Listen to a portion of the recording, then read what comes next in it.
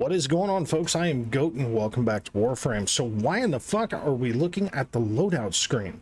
And why does it look different? It's like I say, I'm like Tinker. I'm a tinkerer. I'm the murderous tinkerer. I love just digging around with builds, changing subsumed, abilities just to see if it's something functional, changing mod setups. I mean, like a lot of players, and I don't do anything groundbreaking or just absolutely, just amazing in the game. But when I find something that's fun, I change my loadouts. So this is why I say, like, I don't have a specific tier list when I first started doing the whole, casual play loadout kind of setup. But I do have a few frames. I've got like 5 frames in particular, and one may be a bit of a surprise. But I got a few frames that I think I at least want to discuss, okay? So frame number 1, Zephyr Prime. So nothing has changed with the weapons, right? I mean, this is the same as everybody saw it. The only thing that has changed is I subsumed off her stupid ass Turbulence ability, which is the bullet deflection, much like Mesa's Shatter Shield.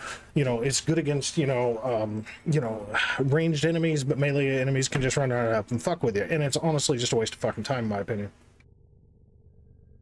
So, that being said, instead of...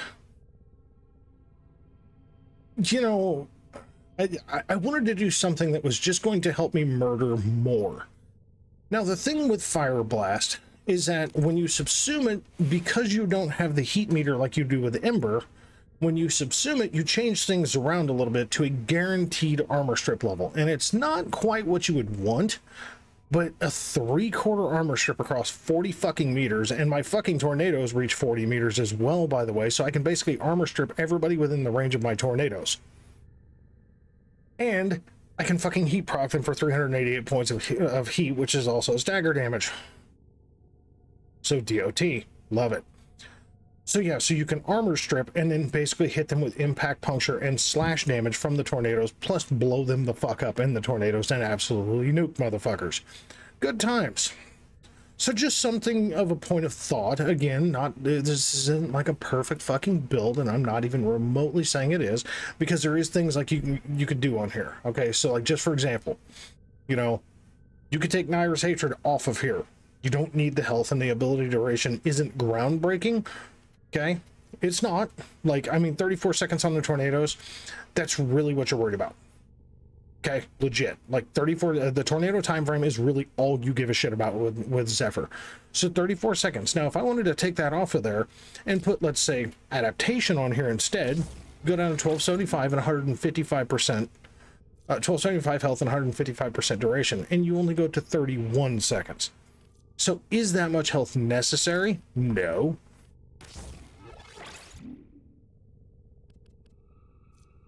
$34 seconds, 31 seconds. So, I mean, like, I'll play around with that. Why not?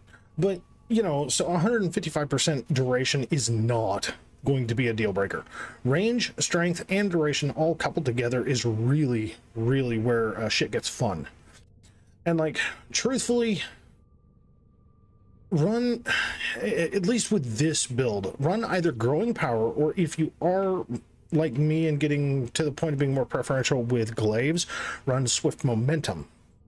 Now, Growing Power, yes, it will help the ability strength of your tornadoes and your Fire Blast, although Fire Blast, you'll only get an increased heat proc. It will not affect the armor strip whatsoever, but it will affect the heavy attack wind-up speed for your glaive. And I mean to tell you, throwing glaives at the tornadoes is destructive as fuck, but so is just shooting the fucking Kuvazar or just letting the tornadoes fuck them up. Steel pathwise, better to run Swift Momentum, in my personal opinion. Just my take. That's if you're running a glaive. If you're not running a glaive, if you're just running a standard melee, but you're running some kind of AoE weapon or even some single target weapon, you can still shoot the tornadoes and fuck shit up. Okay, so that is my modification to Zephyr since the last time we were on. So, Titania Prime. Another subsumed deal. Something that I came to realize that I thought was kind of interesting.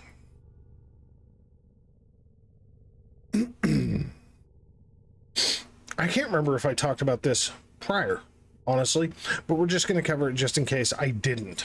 Okay? Zada's Whisper. Okay, Zata's Whisper. So the thing with Zada's Whisper is when you go across damages, right? There is, you know, physical damage, there's elemental damage, and then there is true damage. Now, certain types of true damage are innate to weapon types. So let's say like syndicate weapons, for example. You get like an impact proc from the Rotka weapons, or the Sancti weapons, one of the two. So like when you build up the meter for said syndicate weapons, they blast out an AoE, a ranged impact effect against the enemy, which for the most part is just basically more of a stagger. But if like one of them were to throw out like a radiation proc or a slash proc or anything of the sort as an innate function of the weapon, unless the enemy that is being struck by said true damage actually has some sort of a damage resistance to that type of damage, true damage really has no negatives. It has no positives either. It's just neutral. It's true. It's just what it is. The only other thing that is true damage is void damage. Now, don't get this twisted with amps, because although they are the same, they aren't the same. Warframe's void damage is a different type of damage than your Tenno's amp damage. Okay? And although that sounds very counterintuitive and counterproductive as far as what the fuck you're doing, because really it's, you know, because this is life, because physics kind of shit. Okay? It makes no fucking sense. I think if a Warframe does void damage and a Tenno does void damage, they should function the same. The thing with Zada's Whisper is this, okay, and this is why I chose to stick it on Titania Prime, because if you read specifically, wield void damage for all attacks from equipped weapons when activated. So whatever the fuck you're using when you activate Zada's Whisper. Well, if you're already nailing yourself with Spellbind, giving yourself status immunity, okay, and increasing with Thorns, you know, and, you know, I mean, like, you can use Full Moon. I was a little bit off on my information as far as Full Moon goes. Full Moon does have its function, but it's more for companion base if you're not running like a Panzer, you know, or a Volpa, you know, and it says right there, you know, fucking Full Moon increases companion damage. So, yeah, that's kind of my bad. But, Thorns and Entangle are two pretty good ones to use still. Thorns especially, just, you know, basically damage. I mean, have a nice day. Reduces damage by 50%. That's, even if you just use Thorns, it's a good idea. In my personal opinion though, Lantern was really kind of a goofy crowd control boom ability, and I just don't think it worked very well. But if you are in her fourth ability, which is Razor Wing, and you're already using a Razor Wing build with you know, already present damage reduction coupled with Thorns damage reduction, you've got a massive amount of damage reduction plus status immunity for short bursts. But if you're in Razor Wing, you're using the Dex Pixia, which means as soon as you cast Zada's Whisper, you are casting 54% true damage, void damage. So no positive, no negative. So it's guaranteed it's going to booger up basically everything that you fucking shoot. Minus an Eidolon.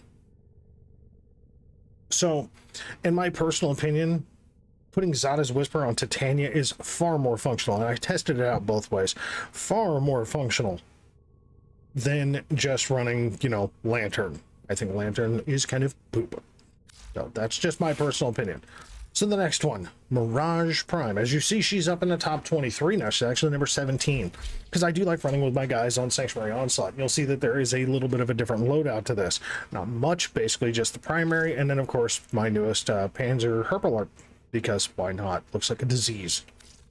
Anyway, so Mirage. So I've got two builds for Mirage. This is me tinkering since I did the videos. Okay, so Mirage Prime. I've got a Exploding Ledger Domain build, and then I've got a Strength Range Duration build, and it's technically Strength Range Duration and Efficiency. Okay, so the Explosive Ledger Domain, I mean, the basic function is very fucking simple. You cast your 1, you cast your 2, and then, you know, even though there is a timer on the 2, as more drops hit, you can cast the 2 again, which is sleight of hand, and it causes little explosive mines all over the fucking place within your range. And yeah, your fucking range, 64 goddamn meters, so you can pretty much turn anything into a bomb. Now, is this functional on something like the Steel Path? Not really. No. It's really just more of a stagger than anything on the Steel Path, but it's absolutely highly functional in Sanctuary Onslaught. More functional in Sanctuary Onslaught, but it is functional in Elite Sanctuary Onslaught as well, especially if you're helping people rank shit up or if you're trying to get drops. So this is the explosive ledger domain build. Yes, could I completely tank fucking health and just put like rolling guard on here? Yes, I could.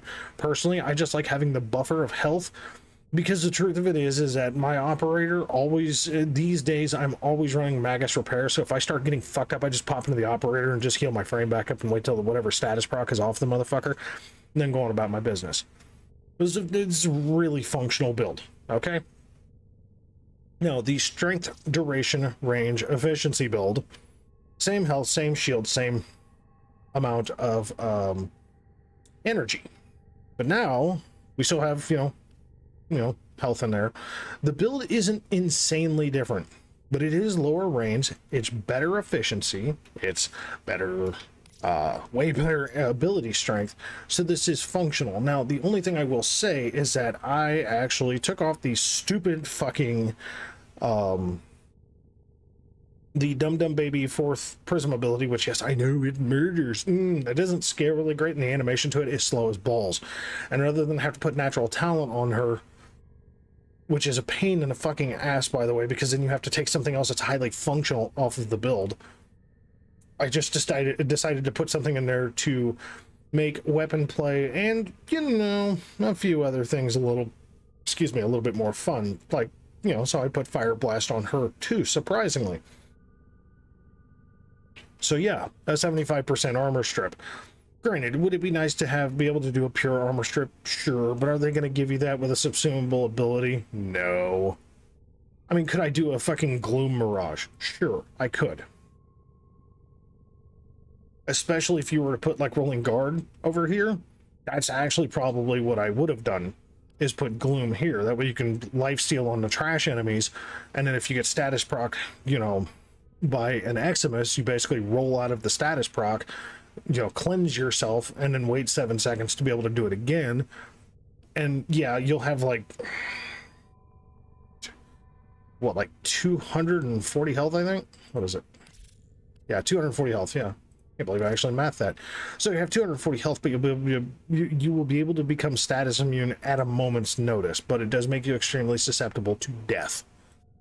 So yeah, something like Arcane Grace, not exactly the best idea. Something more like maybe Arcane Aegis might actually be a little better idea. Chance to just, you know, basically completely refresh your shields in a very quick fashion if it clicks. So, you know, so go for more of a shield gate, rolling guard, you know, function of that matter. Me personally, I just like having the ability of popping into my fucking operator, boom, heal my frame, and go on about my business. So, but those are my two builds for Mirage Prime. Yeah, it's pretty fun. It's actually pretty fun. The Explosive Ledger Domain build, pretty fun. I mean, and it, again, this isn't groundbreaking. This isn't like something amazing. It's just me fucking around. Now, I was dicking around, and again, I don't remember if I showed this, so I'm just gonna cover it. I was dicking around with an Ironclad charge build. Okay? I really was. I decided, and like I said, I don't remember if I did this before or after I did the video, so we're just going to cover it, because I know this is my base build, and then this was my absolutely redonkulous build, which is completely stupid. Ooh, look, I have 313 fucking ability strength. Whatever. With no duration, it doesn't matter with Rhino. So I went with a Molt-augmented Ironclad charge, get the fuck out of here kind of build. So this is higher shields in your health, which is fine, but you've got Rolling Guard on here. You've also got Ironclad Charge, which gives you each enemy hit increases Rhino's armor rating by 50% for 10 seconds. So for that 10-second period, it increases 50% exponentially. So, I mean, during testing, I was getting somewhere between 11 and 16,000 armor, or Iron Skin, out of Rhino, which is way better than his base 3,300. Which is kind of poop. So at least puts it more in the realm of what Nezha can possibly do with armor. Is it as good as Nezha? No. Is Rhino as good as Neja overall? Still no, but this does make him a little bit more functional, honestly. Because the only thing that's really going to hit you through that armor is Slash and Toxin, and if you get hit by those, Rolling Guard. Now granted, if you run your dumb ass into a fucking, you know, a Venomous Eximus, for example, on one of the infested missions on the Steel Path, you will fucking die, okay? Because they hit for 300 hit points per second. The base builds 300 hit, and it will go straight through your fucking armor and kill you. So when it comes to those, kill them. Or get the fuck away from them. Stomp. Do anything. Granted, Stomp really won't do much because they're immune to crowd control, but there's so many different things that you could do. Hit Roar and fucking shoot the bastards. Do whatever you can, but just don't run directly at them like an idiot. Yeah. And then, I don't know if anybody noticed, but who's not on the bottom of the list anymore? Fucking Frost Prime. Welcome to my life with this one, folks. This is a whole new world here. So as you can tell, the look is no longer basic. I actually added something a little bit cooler to him. You'll also notice I took away his dumbass snow globes, because honestly, I've had nothing but complaints about snow globes since I got the frame to begin with, since I got the first version of Frost. When you could actually still get Frost in the dojo back in those dickety days. Yeah, it was a thing. Frost Prime. I found a use for him with Thermal Sunder. And it couples with Thermal Sunder and Biting Frost. Now, I thought the augment was kind of bullshit, honestly, because the augment really plays more off of his freeze ability, which is more, even though it says area damage and then the damage, like, yeah, you're going to hit them with a cold proc, but unless they're standing still, they're not necessarily going to freeze. So you got to make sure that you actually target an enemy and not the ground, because if you target the enemy, you will freeze them. That's where Biting Frost comes in. Avalanche. Oh yeah, freeze everything in the area. That's where Biting Frost comes in. Take Snow Globes out of the equation, which, in my personal fucking opinion, Snow Globes was really fucking stupid and more of a hindrance for my playstyle. Because if you're inside of a Snow Globe, I want to shoot you. Well, I can't. You have to be in the Snow Globe to shoot what's in the fucking Snow Globe. Pain in the asshole. If you put Thermal Sunder on this motherfucker, you basically double tap fucking Thermal Sunder, you cold proc them, then freeze them. Guess what happens then? 200% crit chance, 200% critical damage against any frozen enemies. Well, now 3 out of 4 of my fucking abilities will actually freeze enemies. Now, Ice Wave says it will freeze them. I'm going to tell you right now, it will deal damage to them, but it doesn't really freeze enemies, especially on the Steel Path. It kind of tickles their pickle. Okay, let's be honest. But when you're running something like the Amprex, which is a very high crit weapon, and then something like the Serrata, which builds up a massive amount of crit, like it basically crits when you blow it up, and it crits Toxin, so that's really good.